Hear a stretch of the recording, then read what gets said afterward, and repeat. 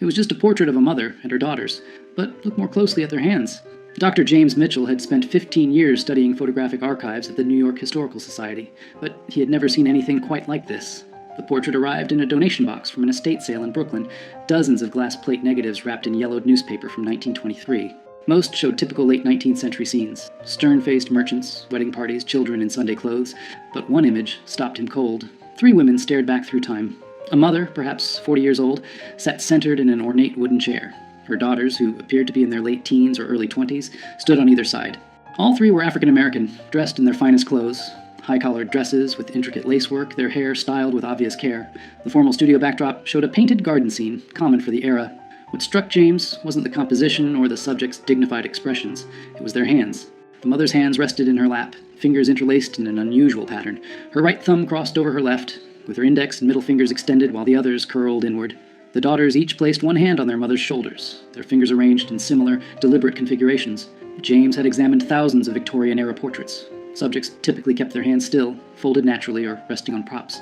Photographers of that period demanded absolute stillness during the long exposure time. Every detail was intentional. These hand positions looked too specific, too purposeful to be coincidental. He lifted the magnifying glass, studying the negative more carefully.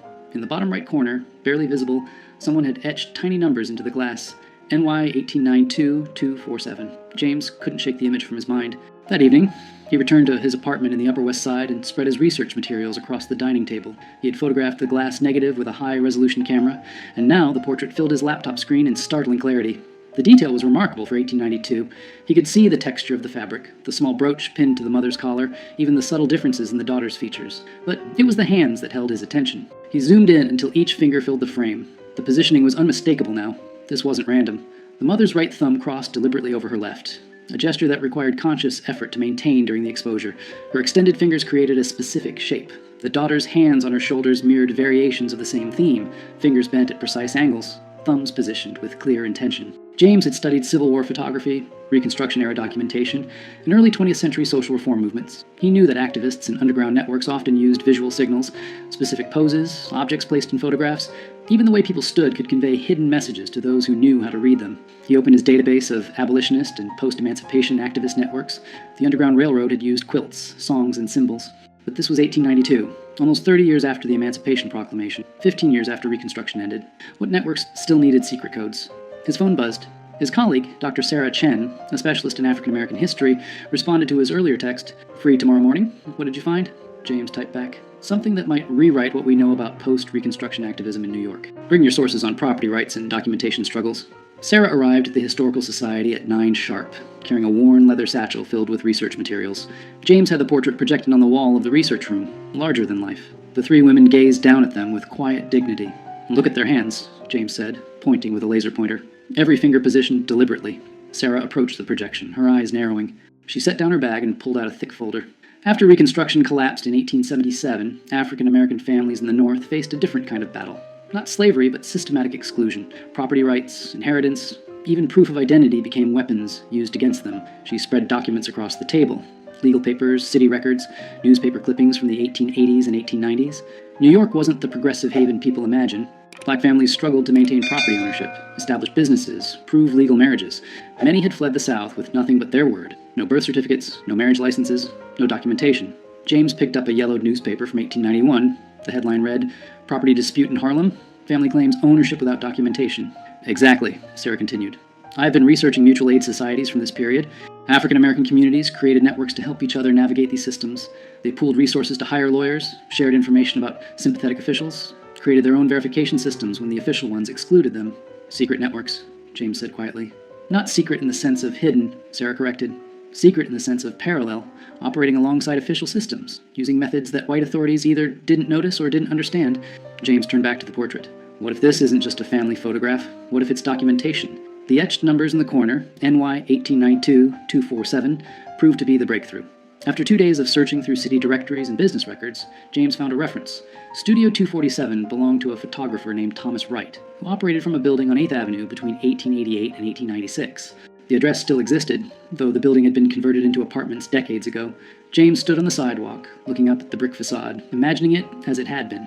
Wright's studio would have been on the second floor, with large north-facing windows to capture the soft, even light preferred for portraits. Research into Wright himself revealed something unexpected. Thomas Wright was white, born in Massachusetts in 1851, trained as a photographer in Boston. He moved to New York in 1887 and established his studio in a neighborhood that was becoming increasingly diverse. Irish immigrants, Italian families, and a growing African-American community migrating from the South. But Wright's clientele was unusual for the era.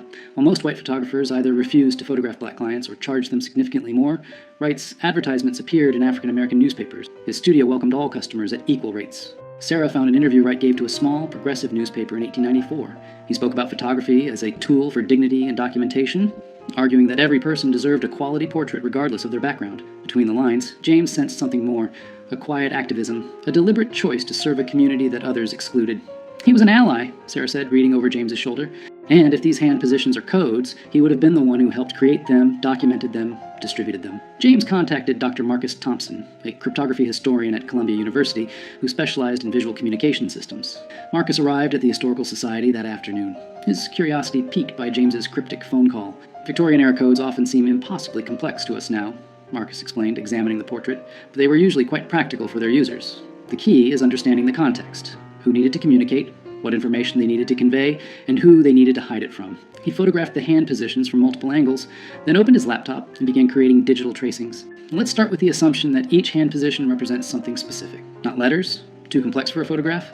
More likely, categories, confirmations, statuses. Sarah pulled out her research on documentation struggles. What if it's about identity verification? These networks needed ways to confirm who people were, that they were legitimate members of the community, that they could be trusted with sensitive information. Marcus nodded slowly. Right. So the mother's hand position might indicate her role.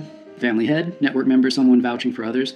The daughter's positions could indicate their status, documented, undocumented, seeking assistance. They worked through the afternoon, comparing the portrait to other photographs James had found in the estate sale box.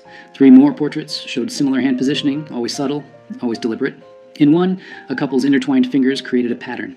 In another, a man's hand rested on a Bible with specific fingers extended. It's not just one code, Marcus said finally. It's a system. Multiple signals that could be combined to convey different meanings. Someone trained these families how to pose. Someone photographed them deliberately. And someone else, other network members, knew how to read these images. Sarah made the connection that broke everything open. While researching property rights cases in New York courts from the 1890s, she found a pattern. Dozens of African-American families successfully defended their property claims, obtained identity documents, or proved legal marriages, often with the same lawyer representing them. His name appeared again and again. Robert Hayes. Hayes had an office on West 34th Street. Court records showed he won an unusual number of cases for black clients during an era when such victories were rare. More significantly, he often submitted photographic evidence, portraits of families, documentation of their respectability, proof of their presence in the community.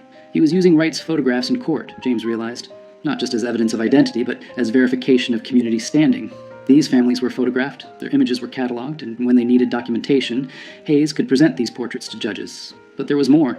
In Hayes's archived case files at the New York Public Library, Sarah found letters, correspondence between Hayes and other activists, teachers, ministers, business owners, discussing verification protocols and community documentation systems. One letter, dated March 1893, was particularly revealing. Hayes wrote to a minister in Brooklyn, "We have expanded our photographic documentation to include 73 families. Mr. Wright continues to provide his services at minimal cost. The hand positioning system allows us to encode essential information that can be verified later. Each portrait serves as both dignified representation and practical identification." James sat back, stunned. They built an entire parallel documentation system. When official channels failed these families, they created their own. And they hid it in plain sight, Sarah added. These portraits looked like ordinary family photographs. No one examining them casually would see anything unusual. But to network members who knew the code, each portrait contained vital information. With the network's structure emerging, James became obsessed with identifying the 3 women in the original portrait. The estate sale had come from a brownstone in Bedford-Stuyvesant, Brooklyn, a neighborhood with deep African-American roots. The Historical Society's donor records provided the seller's name, Patricia Johnson, who had inherited the property from her grandmother. James called Patricia that evening. She was 72 years old, sharp-voiced, and initially skeptical of his interest in old family photographs. But when he described the portrait in detail, her tone changed. "My great-grandmother," she said quietly. "That's Eleanor. Eleanor Morrison.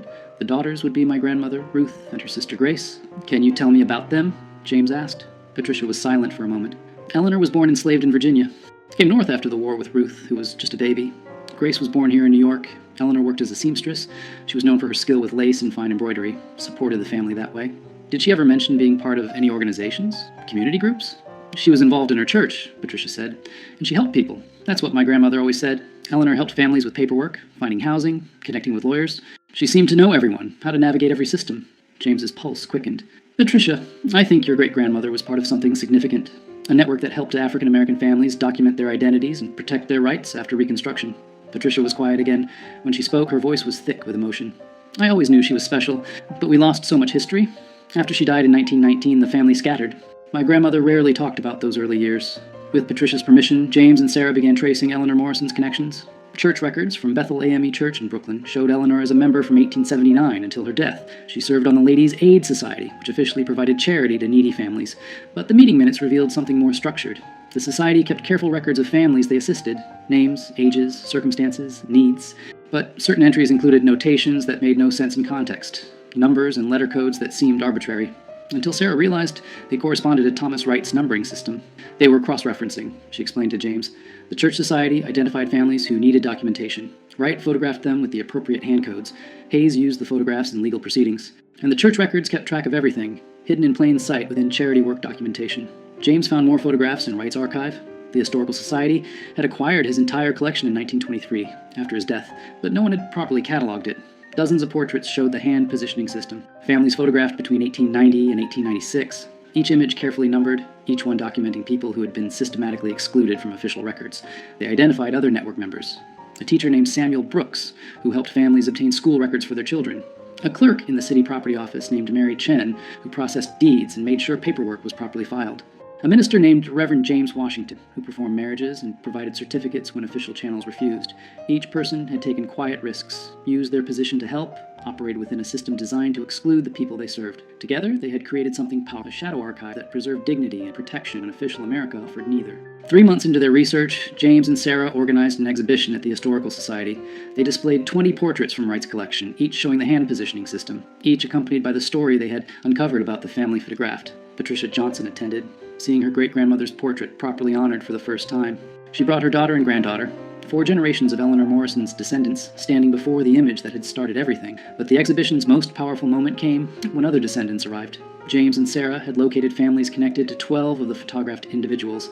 Each had pieces of the story, fragments of oral history, old letters, faded documents that suddenly made sense within the network's context. An elderly man named Thomas Hayes stood before a portrait of his great-grandfather, the lawyer Robert Hayes, photographed with his hands positioned in the same deliberate code.